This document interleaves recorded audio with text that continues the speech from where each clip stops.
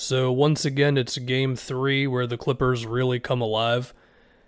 And the obvious thing here is Paul George. There's other things between the way they defended Donovan Mitchell, which was they brought the double teams and it became scrambling defense of the Clippers versus the kick-out game of the Jazz. I felt like a few more possessions where the Clippers took advantage of Gobert not wanting to defend someone on the perimeter. But I will talk about Paul George first. They're going to need this PG the rest of the way. I mean, Donovan Mitchell's ankle, foot, whatever it is exactly, that's interesting on top of the Conley thing. We hope that, both of those guys can be back, of course. Yeah, but still, PG, some of it was just really tough shot making. I mean, he had that three in the corner over Bogdanovich where it was a couple jab steps and he just hoisted it right over him. He had a three off of a screen where he was going at Gobert. I think Zubats was the one who set that screen, which when he did it, it made me be like, oh, finally, like you guys went to the pull-up jumpers because Gobert doesn't want to step up on it. It seems like they should go to it more, and there were a couple other plays. There was one with Kawhi in this game. There was also a three on the right wing that PG had with a guy in his face. He had that crazy floater where he had to throw it to the top of the window after he beat, I think it was Royce O'Neal off the dribble, and he got the shot up over Gobert. So yeah, PG was great tonight. He was good in game 2, but he was dominant in this game 3. And as far as the contested three-point shot making, I mean, you just hope they go in, but there was also just more aggressiveness on his part. He also had some great passes. There was one where I think they brought a double team on him on the baseline, and he threw a perfect pass to Reggie Jackson on the opposite side of the floor for an open three. Reggie Jackson's contested shot making was huge in this one as well. And to talk about Kawhi, so I did mention that he had one pull-up mid-range over Gobert. PG also had a pick and roll to Zubats. It was that alley-oop against Gobert. That was another one of PG's great passes tonight. I got sidetracked a little bit. The thing I wanted to mention was with that Kawhi pull-up jumper on top of a couple of plays where like Kawhi, he had a drive where he got to the middle of the floor, which forced Gobert to commit to him, and then he got it to Batum for a wide open three in the corner. There was another play, similar thing. Kawhi got inside. He had to jump up for the layup, and then he got it to Kennard in the same corner for an open three there. There was a play where Batum, they just honestly threw him the ball at the top of the key, and he just shot a three because Gobert was sagging off of him a little bit. I want to say there was at least one play where they had Batum set a screen or Batum had a handoff or whatever that led to an open three. It just seemed like they were doing a little bit more to take advantage of Gobert wanting to stand in front of the basket. Now, all that said, there were still a number of plays in this where Gobert forced a pass out where usually Kawhi or PG or someone else would finish at the rim, and when they take advantage of Gobert, they're usually making a jump shot. And sure, an open shot for Kawhi or whoever, that's good, but it's still not as good as something at the basket. So the Jazz would probably be like, we're okay with that as long as there's a decent closeout. So we'll see. The other thing that I feel like is happening is when Favors is in the game, the Clippers don't fear him at all. I mean, there was one play where Kawhi drove at Favors and he just kind of bounced around him or something. It was sort of weird.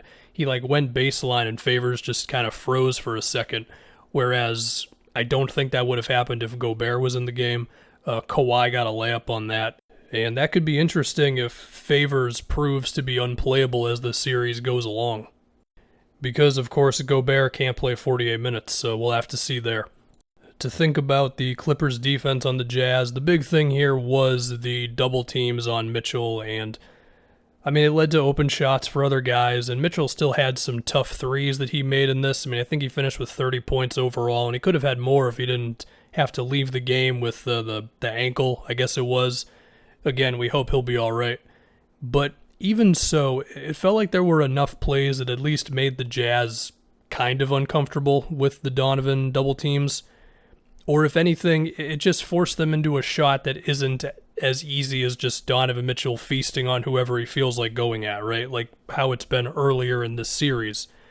I feel like it was a good idea for the Clippers to not double team super early all the time in possessions, but more so a little later. So there's a little more pressure on the Jazz. Kawhi also started on Mitchell more in this game, and he also picked him up earlier in possessions, similar to what he did against Luka, and then maybe with like 12 seconds or 10 seconds left, then they would bring the double.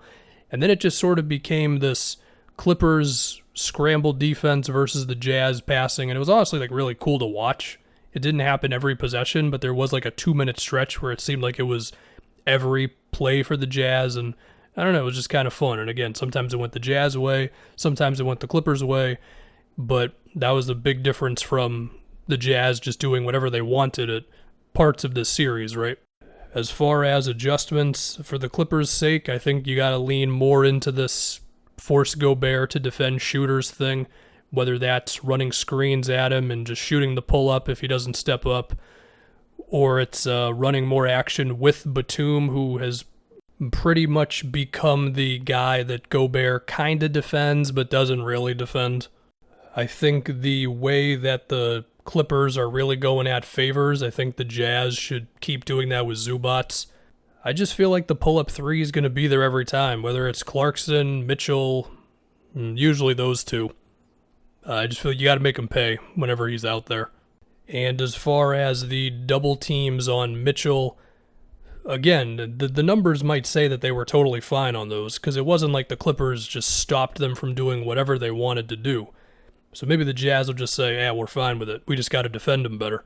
I guess the only thing to say is maybe just getting a little more cut action off of that stuff would be nice. Or there could be more opportunities for Gobert to score. I mean, in Game 2, Gobert had like 2 straight rolls to the basket late in the game that were pretty crucial. So maybe you could have him break away for a couple of those sorts of plays when they're doing the double team. So yeah, I think my prediction for Game 4... I mean, it's tough because we don't know if Conley's going to be there. We don't know if Mitchell's going to be there. My guess is Mitchell will play, given that it didn't seem like it was super rough, the little thing he had with his ankle when he landed. But I think Game 4 is going to be really intense. And if the Clippers can just not do anything stupid, which for the most part they did not do in this game. I mean, there's a million possessions. Obviously, there's going to be turnovers and fouls you'd like to have back and stuff, but I don't think they did anything as bad as they did in the last couple of minutes of Game 2. I mean, you had, besides the Ingles 3 where he had all day and the bad Reggie Jackson turnover, there was like the PG behind the back pass. That was a turnover. You had the play where Reggie Jackson took a floater over Gobert. That was bad. Assuming they don't do any of that stuff in Game 4 and you keep up with the going at Gobert and stuff, then I think they've got a chance to tie this up. And hopefully we can get at least one really competitive round 2 series, because right now it's not looking great. I mean, we got the Bucks tomorrow. We'll see if they can tie it up. So yeah.